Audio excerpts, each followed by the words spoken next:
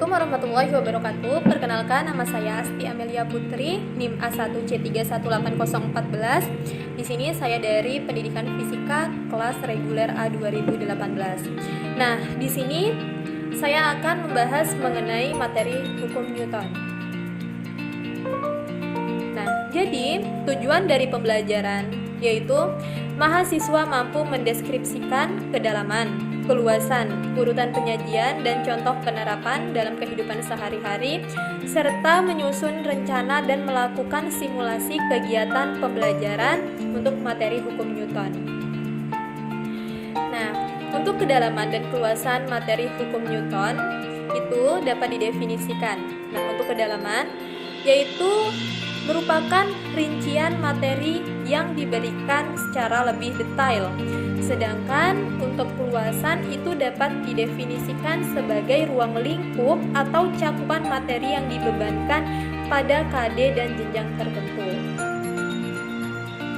Nah, berikut merupakan kompetensi dasar dan materi yang akan diajarkan untuk materi hukum Newton di SMA. Untuk KD-nya 3.7 yaitu menganalisa interaksi pada gaya serta hubungan antara gaya, massa, dan gerak lurus benda serta penerapannya dalam kehidupan sehari-hari. 4.7 melakukan percobaan, berikut presentasi hasilnya terkait gaya serta hubungan gaya, massa, dan percepatan dalam gerak lurus benda dengan menerapkan metode ilmiah. Nah, materi apa saja yang akan diajarkan? Untuk materinya yaitu yang pertama mengenai hukum Newton tentang gerak. Nah, itu ada hukum 1 Newton, hukum 2 Newton, hukum 3 Newton. Yang selanjutnya yaitu mengenai penerapan hukum Newton dalam kehidupan sehari-hari. Nah, berikut merupakan peta konsep. Nah, ini untuk keluasan itu ada hukum Newton.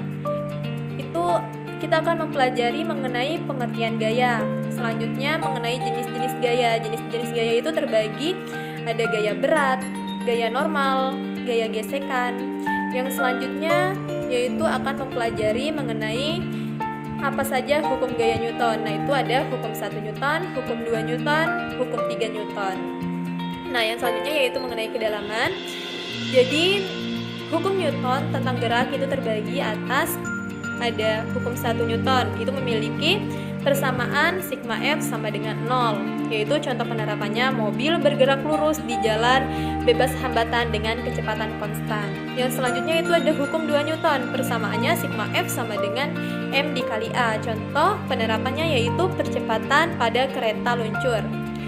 Dan yang selanjutnya itu ada hukum 3 Newton, persamaannya sigma F aksi sama dengan sigma F reaksi. Untuk contoh penerapannya yaitu pendorong roket. Nah, ini merupakan urutan penyajian materi. Jadi, untuk urutan penyajian materi yang pertama yaitu kita akan mempelajari mengenai pengertian gaya. Yang selanjutnya kita akan mempelajari mengenai jenis-jenis hukum Newton. Dan selanjutnya kita akan mempelajari mengenai jenis-jenis gaya, dan yang terakhir kita akan mempelajari mengenai penerapan hukum Newton. Nah, masuk ke materi yang pertama, yaitu mengenai pengertian gaya.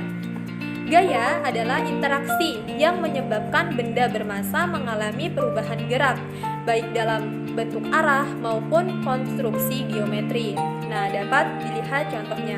Jadi dapat disimpulkan, gaya itu dapat merubah benda yang diam menjadi bergerak, dan dapat merubah arah benda, dan dapat merubah bentuk benda.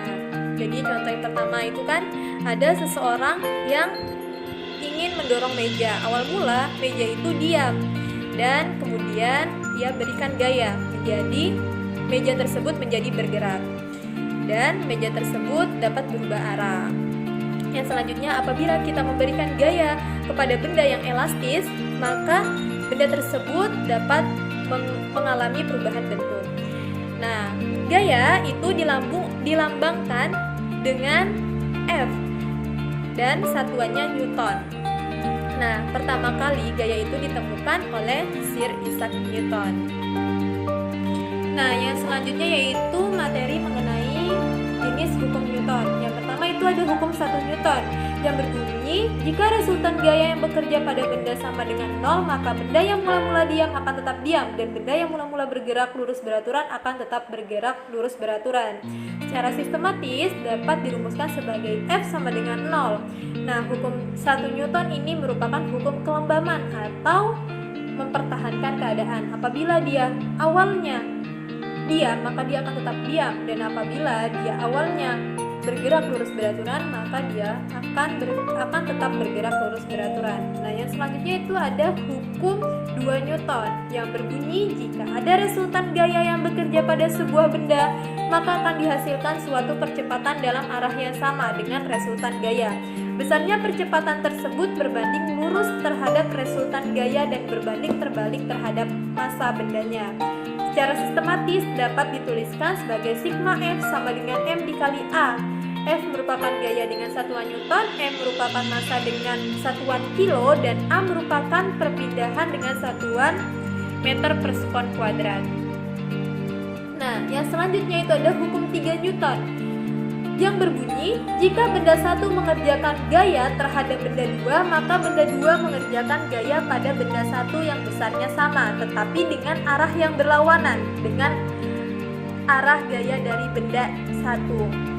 Nah, itu secara sistematis dapat dituliskan sebagai F aksi sama dengan F min reaksi. Maksudnya gimana? Maksudnya apabila benda satu itu memberikan gaya terhadap benda 2, maka benda 2 akan memberikan gaya yang sama seperti benda satu dengan arah yang berlawanan. Nah, itu merupakan gambar-gambar dari hukum 1 Newton, hukum 2 Newton, hukum 3 Newton. Hukum 1 Newton, orang yang sedang di dalam mobil mengerem, nah itu mereka sedang mempertahankan keadaan. Hukum 2 Newton, seorang yang sedang mendorong meja memiliki massa dan orang tersebut memberikan gaya, itu merupakan hukum 2 Newton. Dan yang selanjutnya, orang yang sedang melemparkan bola ke bawah dan bola tersebut naik lagi ke atas, itu merupakan penerapan dari hukum 3 Newton. Hukum 3 Newton yaitu F aksi dan sama dengan min F reaksi. Materi yang selanjutnya, yang ketiga, yaitu mengenai jenis-jenis gaya.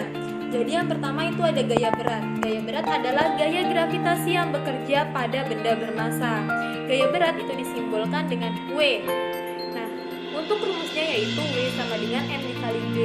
W merupakan berat benda dengan satuan Newton, M merupakan massa benda dengan satuan kilo, dan G merupakan percepatan gravitasi dengan nilai 9,8 meter per sekon kuadrat. Nah, perlu digarisbawahi bahwa arah gaya berat selalu menuju ke pusat bumi. Nah, pusat bumi itu ada di mana? Pusat bumi itu ada di bawah. Nah, jadi itu dapat dilihat dari gambar balok yang berada di atas lantai, itu gaya beratnya ke bawah. Nah, untuk balok yang berada di bidang miring itu juga arah gaya beratnya ke bawah. Dan untuk balok yang menempel di dinding itu arah gaya beratnya juga ke bawah. Nah, yang kedua itu ada gaya normal. Gaya normal adalah gaya yang bekerja pada bidang yang bersentuhan antara dua permukaan benda yang arahnya selalu tegak lurus dengan bidang sentuh. Lambang dari gaya normal adalah N dan satuan SI adalah kilometer per sekon kuadrat atau Newton. Nah, arah gaya normal itu selalu tegak lurus dengan bidang sentuhnya. Jika bidang sentuh antara dua benda itu adalah horizontal, maka arah gaya normalnya adalah vertikal. Jadi, gaya normal itu selalu tegak lurus terhadap bidang sentuhnya.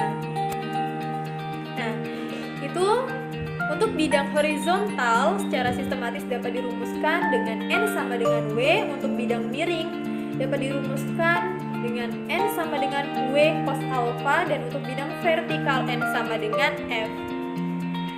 Yang selanjutnya itu ada gaya gesek. Gaya gesek adalah gaya yang berlawanan arah dengan arah gerak benda. Besar gaya ini ditentukan berdasarkan kekasaran permukaan yang bersentuhan. Apabila semakin kasar permukaan suatu bidang, maka nilai gaya geseknya pun akan semakin besar. Nah, untuk gaya gesek itu terbagi menjadi dua, ada gaya gesek statis dan gaya gesek dinamis atau kinetis. Nah, gaya gesek statis itu gaya yang bekerja pada saat benda diam, sedangkan gaya gesek untuk dinamis atau kinetis itu bekerja pada saat benda sedang bergerak. Nah, untuk rumus dari gaya gesek statis itu ada Fs sama dengan μs dikali N. Fs itu merupakan gaya gesek statis dengan satuan Newton. μs itu merupakan koefisien gaya gesek statis dan N itu merupakan gaya normal yang satuannya Newton. Nah, untuk kinetis itu sama saja dengan dinamis, yaitu rumusnya Fk sama dengan μk dikali Newton. Fk itu merupakan gaya gesek kinetis dengan satuan Newton, μk itu merupakan koefisien gaya gesek kinetis, dan N merupakan gaya normal dengan satuan Newton. Nah, untuk yang penerapan materi selanjutnya yaitu mengenai penerapan hukum Newton di berbagai kasus. Untuk yang pertama itu penerapan hukum Newton, orang yang berada di dalam lift. Nah, itu yang pertama, lift berada dalam keadaan diam. Itu rumusnya sigma F sama dengan 0. Untuk lift dipercepat ke bawah itu rumusnya sigma F sama dengan M dikali A. Dengan gaya normal dapat dicari dengan mg dikurang M dikali A sama dengan M dikali G dikurang A. Dan untuk lift dipercepat ke atas itu memiliki rumus sigma F sama dengan M dikali A. Untuk gaya normalnya N sama dengan W ditambah M kali A, atau N sama dengan M dikali G ditambah M dikali A sama dengan M dikali G tambah A. Itu yang membedakan gaya normalnya ya. Yang selanjutnya itu untuk penerapan saat benda digantung dengan tali dan digerakkan. Nah, itu yang pertama, benda digantung. Nah, itu memiliki gaya yang searah dengan gerak benda itu bernilai positif. Lalu yang kedua, gaya yang berlawanan dengan gerak benda bernilai negatif. Jadi, apabila gayanya searah dengan gerak benda, dia akan bernilai positif. Nah, itu dapat dirumuskan dengan sigma F sama dengan M dikali A. Untuk rumus tegangan talinya itu sama dengan M dikali G ditambah M dikali A. Yang kedua yaitu benda yang digantung lalu ditarik ke bawah. Itu gaya yang searah dengan gerak benda bernilai positif dan yang berlawanan bernilai negatif. Nah, rumusnya sama, sigma F sama dengan M kali A dengan tegangan tali M dikali G dikurang M dikali A sama dengan M dikali G dikurang A. Demikianlah penjelasan dari saya. Semoga bermanfaat. Wassalamualaikum warahmatullahi wabarakatuh.